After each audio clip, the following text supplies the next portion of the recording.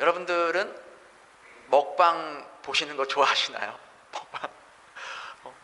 요즘 뭐 연예인이건 뭐 스포츠인이건 뭐 유튜버건 뭐 인플루언서건 너나 할 거 없이 이렇게 먹방 찍는 거에 유행인 것 같습니다.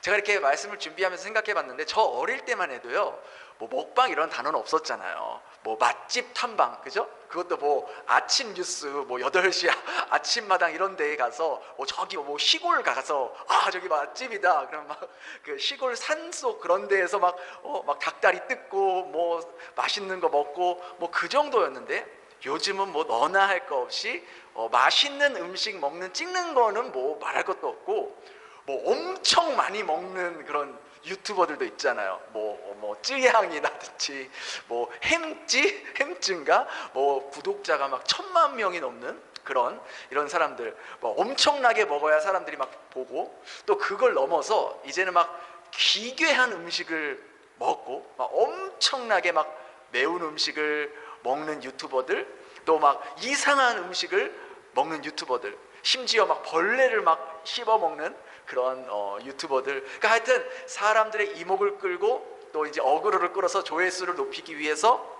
많은 그러한 신기하고 희귀한 그러한 음식을 먹는 그러한 사람들이 많은 것 같아요. 그리고 그걸 보고 사람들은 막 열광하고 막 거기에 좋아요를 달고 막 그렇습니다. 저희 아이들도 이제 가끔 이렇게 먹방 보는 영상을 보면 제가, 야, 그 남이 먹는 거 뭐 그게 뭐가 재밌다고 그렇게 보냐? 그러니까 아빠 재밌어, 신기하잖아, 먹고 싶잖아 하면서 계속해서 알고리즘으로 뜨는 그 쇼츠 먹방을 보는 걸 이렇게 보게 됩니다. 아마 여러분들 중에도 이렇게 먹방 보는 거 좋아하시는 분들도 혹 계실지 모르겠어요. 근데 오늘 본문에도 이렇게 먹방을, 사실 이 먹방의 원조입니다. 원조. 먹방을 하는 말씀 본문이 있습니다. 그 먹방 주인공이 누구냐? 바로 사도 요한이었다는 거예요. 이 요한이 뭘 먹방을 찍냐? 바로 하나님의 말씀을 먹는 그런 먹방을 찍습니다. 우리 10절 한번 같이 읽어볼까요? 시작.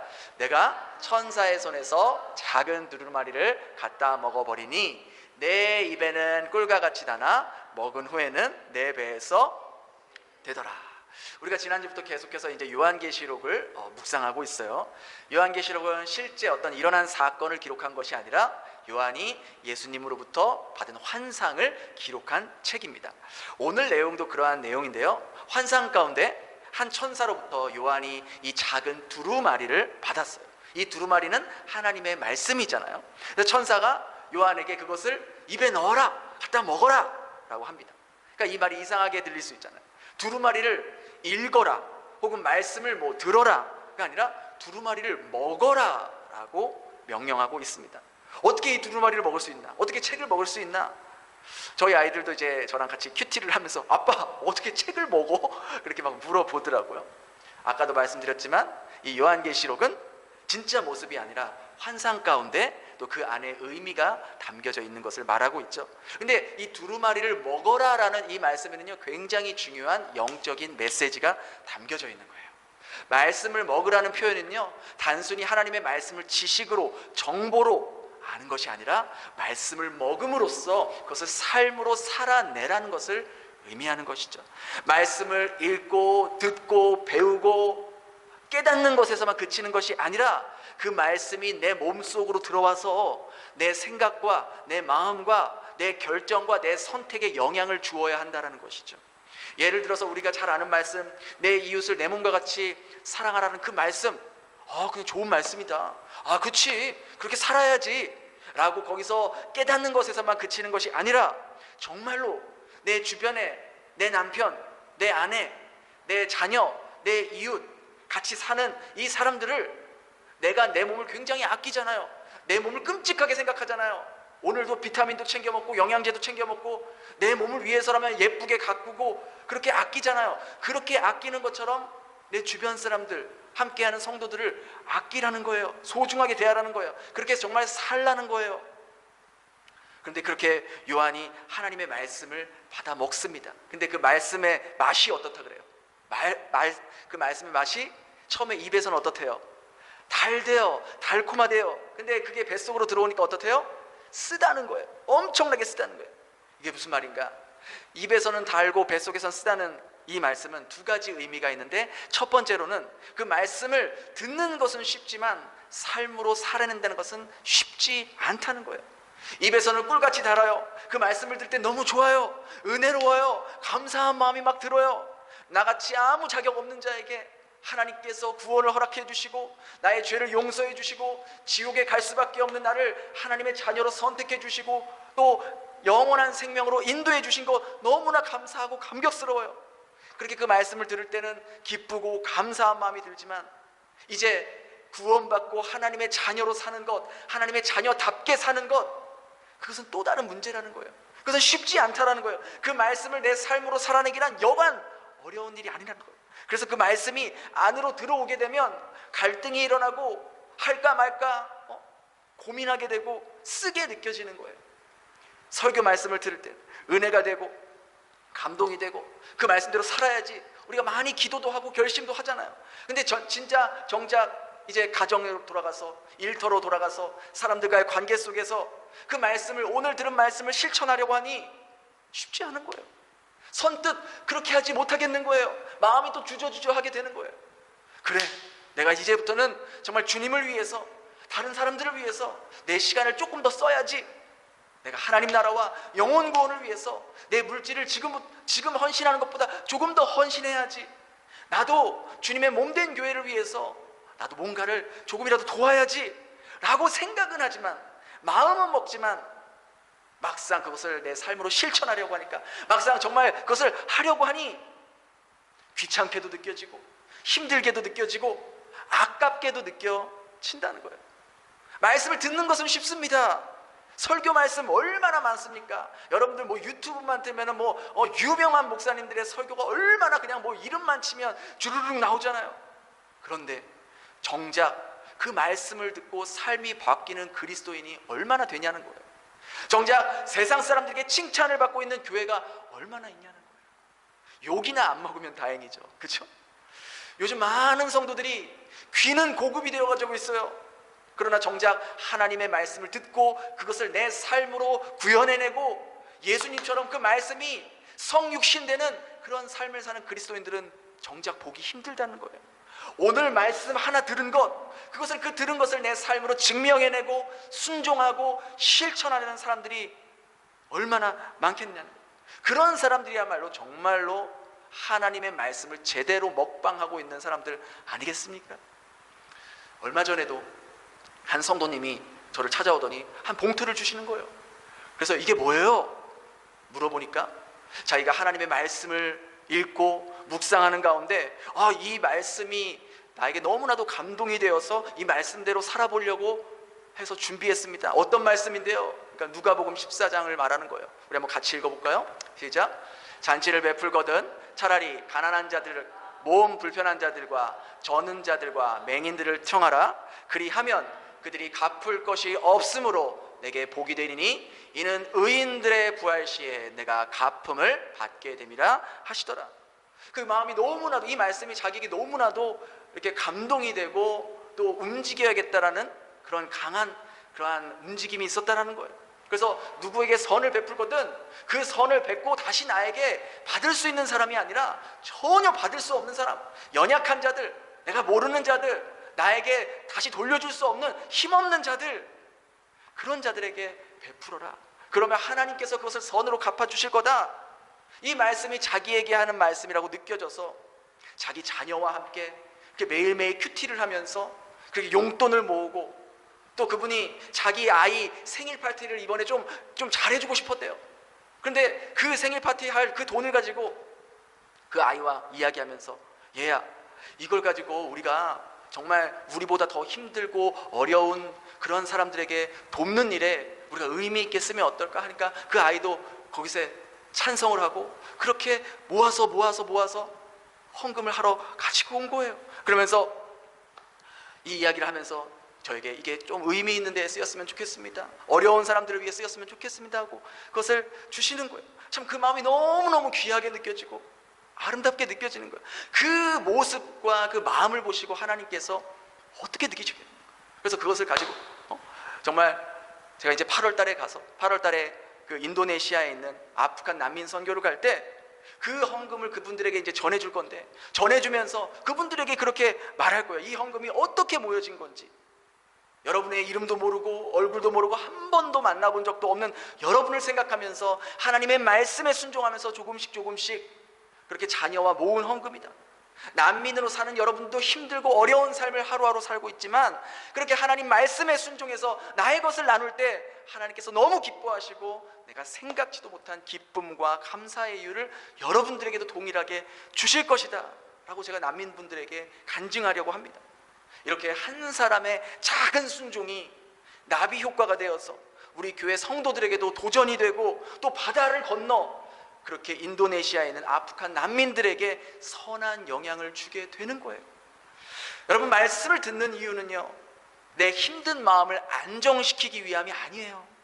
위로만 받기 위해서 말씀을 듣는 것이 아니에요. 여러분, 하나님의 말씀은 영적인 마취제가 아닙니다. 영적 안정제가 아니에요. 하나님의 말씀을 내 마음의 위로로 받기만 한다면 아무런 변화가 일어나지 않아요.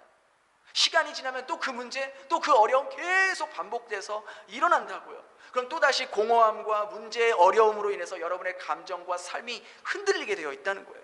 하나님의 말씀을 우리가 읽고 듣고 먹는 이유는 내 삶 가운데 돌이켜야 될 걸 돌이키고, 끊어내야 할 걸 끊어내고, 결심해야 될 걸 시작해야 될 걸 시작하게 하기 위해서, 그 말씀대로 내 삶이 하나님의 속성을 닮아가게 하기 위해, 거룩한 성화를 이뤄내기 위해서 우리가 말씀을 듣고 먹는 거예요. 내 귀를 호강시키기 위해, 내 마음에 안정을 주기 위해 말씀을 듣는 것이 아니라는 거예요. 아무리 교회 오랫동안 다녀도 설교를 수백 번, 수천 번, 수만 번을 듣는다 하더라도 그것을 내 삶으로 옮기지 못한다면, 순종하지 못한다면, 경건의 모습은 있어도 그 안에 경건의 능력이 없는 껍데기만 그리스도인인 삶으로 살게 된다는 것이죠. 두 번째로, 말씀이 우리 입술에서 달고 안에 들어왔을 때 쓰다는 의미는, 복음에는 언제나 양면성이 있다는 거예요. 복음이 무엇입니까? 굿뉴스잖아요. 우리가 지난주 수요일 날에도 수영로교회 그 전도팀이 와서 여러분들에게 한 30분간 차근차근 복음이 무엇인지에 대해서 아주 차근차근 말씀을 토대로 여러분들이 들으셨을 거예요. 그게 굿뉴스 아닙니까? 여러분들도 함께 들으셔서 알겠지만, 정말 우리 교회도 그렇게 이렇게 체계적으로 복음을 배우고, 복음을 저렇게 단순히 그냥 예수 믿어봐, 그게 아니라 왜 예수를 믿어야 되는지, 그 예수가 무엇인지, 그리고 내 삶이 어떠해야 되는지, 그렇게 우리가 체계적으로 우리 교회도 영혼 구원에 대해서, 복음에 대해서 그렇게 열정을 살아있고 전도하고 싶은 마음이 가득 차야 된다는 것이죠. 그들에게 전해줄 복음이 무엇입니까? 하나님께서 우리를 사랑하셔서 독생자 예수 그리스도를 이 땅에 보내시고 우리의 죄를 용서하시고 십자가에 매달리셔서 3일 만에 부활하신 그 예수를 믿기만 하면 우리에게 영원한 생명이 주어진다. 여러분, 얼마나 기쁜 소식입니까? 우리가 천국 가기 위해서, 구원받기 위해서 저기 아프리카 선교를 가야 된다든지, 아니면 막 전 재산을 부어서 헌금을 해야 된다든지, 아니면 매일매일 빠지지 않고 예배당에 나와 기도를 해야 되든지, 그런 게 아니잖아요. 예수 그리스도를 믿기만 하면 우리에게 영생을 주신다라고 말씀하셨잖아요. 얼마나 달콤한, 얼마나 감사한 은혜로운 말씀이고 약속입니까? 하지만 그 복음에는 그렇게 은혜로운 말씀도 있지만 또 어떤 말씀도 있어요. 심판의 말씀, 회개의 말씀, 저주의 말씀, 징계의 말씀, 경고의 말씀도 함께 있다는 거예요. 이 요한계시록이 읽는 독자들에게 주는 메시지가 무엇이에요? 회개하라는 거 아닙니까? 기회를 줄 테니까 오늘도 말씀도 어제도 말씀도 땅의 3분의 1, 땅의 10분의 1 그렇게 하는 것, 부분적으로 하나님께서 심판하시는데 기회가 있다. 여전히 시간이 있으니 돌아와라. 회개해라. 결심해라. 첫사랑을 회복해라. 계속 같은 말을 여러 모습으로 반복하는 거 아니겠어요? 회개하라는 거예요. 돌아오라는 거예요. 기회를 줄 테니까. 그렇지 않으면 네 촛대를 옮길 거다. 너는 큰 환난을 당하게 될 거다. 내가 도둑같이 찾아올 거다. 너를 토해내 버리겠다. 하나님께서 무서운 말씀을 주시잖아요. 우리는 이 심판의 말씀, 이 경고의 말씀, 회개를 촉구하는 이 하나님의 엄중한 말씀도 깊이 있게 새겨야 한다는 거예요. 하나님의 말씀대로 살면 우리가 어디를 가든지 무엇을 하든지 하나님께서 함께 하시고 지키시고 보호하시지만, 우리가 하나님의 말씀을 버리고 그분을 떠나면은 우리에게 심판이 따르고 고통이 따른다라는 말씀도 함께 우리가 알아야 된다는 거예요. 공의의 하나님과 사랑의 하나님, 이 두 가지 속성을 가진 하나님을 올바르게 알 때만이 진정한 복음이 내 영혼과 심령 속에서 이 영적인 힘과 에너지를 만들어서 이 타락하고 이 죄악이 창궐한 이 세상에서도 우리가 담대하게 하나님의 자녀답게 말씀대로 살아갈 수 있다는 것이죠. 주님은 오늘도 이 자리에 나오신 여러분들에게, 여러분의 가슴에, 여러분의 영혼에 물어보고 계세요. 주님의 말씀을 듣기만 하고 계시는지, 아니면 정말로 그것을 내가 그 말씀을 받아 먹고 있는지, 먹은 주님의 그 말씀이 내 생각과 내 마음과 내 영혼과 내 결정에 어떤 영향을 주고 있는지, 말씀대로 살아보려고 했지만 힘들어서, 귀찮아서, 돈과 시간이 아깝다고 생각해서 포기해 본 적은 없으십니까? 여러분, 하나님의 말씀은 우리의 삶을 실제적으로 바뀌게 하고 우리가 생각해 보지도 못한 삶을 살아가게 한다는 거예요. 여러분, 그걸 정말 믿으셔야 돼요. 며칠 전에도 우리 이제 새신자를 담당하는 이소영 집사님에게 연락이 온 거예요. 목사님과 굉장히 친하다고 하는 친구분이 저에게 연락을 주셨어요. 집사님께 왜 연락을 주셨어요? 저희 교회 네이버에 그 교회 소개하는 거기에 제 카톡이 있는데, 자기가 장 목사님 친한 친구라고 하면서 이렇게 제 연락처를 물어보더라고요. 그래서 자기가 그냥 줄 수가 없으니까 저에게 물어보고 허락을 받고 이렇게 연락처를 주는 거예요.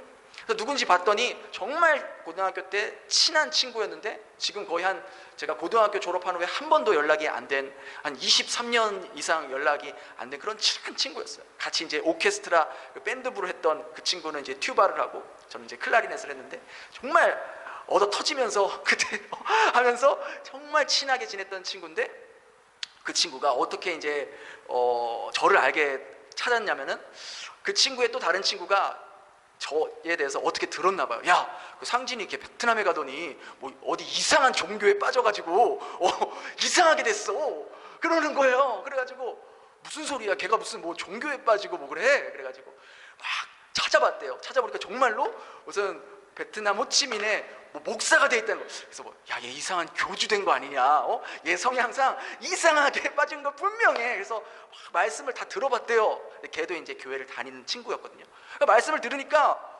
이단은 아닌 것 같아. 말씀은 제대로 전하는 것 같은데, 아니 얘가 어떻게 목사가 됐나. 그러니까 저의 이 예수 믿기 전에 흑역사를 알고 있던 친구들은요, 절대로 제가 목회자가 될 수 없는 사람이라는 것을 너무나도 잘 알고 있었기 때문에, 제가 얼마나 노는 걸 좋아하고 얼마나 막 그렇게 세상적으로 살았으면 내 친구들이 다 믿지를 못하는 거예요.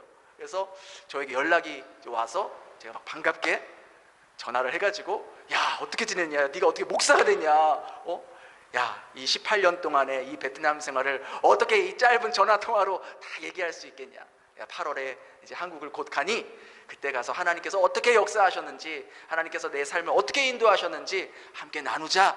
그렇게 하고 전화를 끊었어요. 그래요, 다 놀라는 거예요. 그러면서 제가 그런 생각이 들더라고요.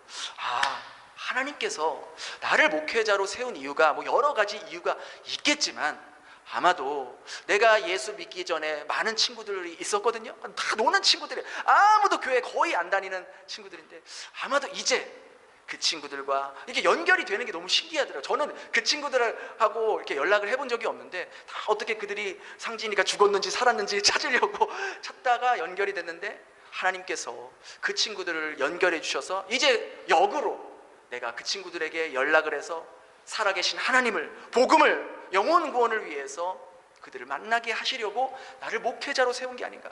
다른 건 몰라도 장상진이 목회자가 되었다면 불교였던 애들도, 하나님 안 믿는 애들도, 진짜 하나님 살아있나 보다, 진짜 하나님이 있긴 있나 보다, 네가 목사가 된 거 보니까 정말 하나님 살아있나 보다.